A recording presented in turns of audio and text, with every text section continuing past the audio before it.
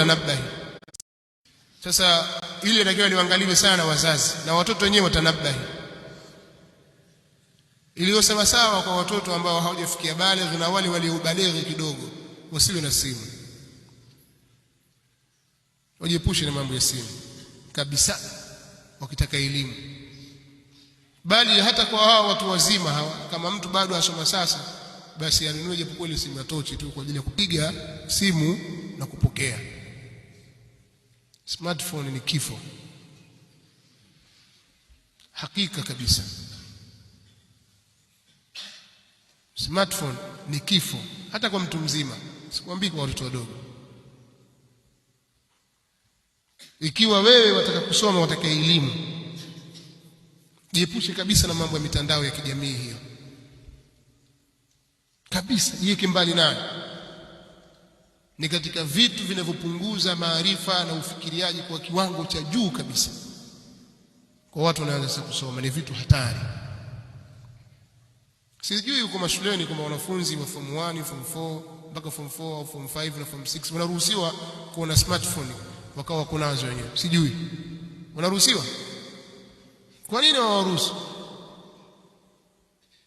Kwa nini hawaruhusu? Na huko kuna elimu nyingi sana huko, athari yake ni mbaya sana. Sasa kwa watoto wasiruhusiwe kukamata hivi vitu. Mtoto akishaanza kuingia kwenye kucheza games na dini zile, kwenda katika vibanda kuna kucheza nini, PS au kucheza shatranji, kucheza bao, ni vitu vinafyonza akili yako. Ile akili inafyonzwa mpaka unakuwa kama taira.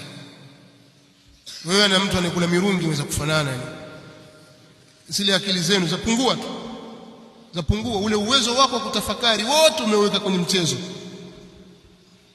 kwamba nitampa hapa, nitampa hii, nitakwenda kingi. Ndio mawazo yako yako hivi. Kwa hiyo katika vitu vyenye kupunguza uwezo kwa kiasi kikubwa kabisa, moja katika hivyo ni masala ya watu kuingia katika uraibu, na michezo fulani inakuwa ni uraibu. Sasa nawaambia nyinyi watoto, nyinyi kama wataka elimu, achana na vitu hivyo kabisa, na mambo ya kufuatilia musalsalati na mafilamu mbalimbali, achana navyo vitu hivyo kama ikiwa wataka kusoma. Kaa faragha na ilmu, yani ni kipindi muhimu sana katika umri wako, na hii ni nasaha kwa kila anayeanza sasa kusoma. Achane na vitu hivyo, hata kama akiwa ni mtu mzima.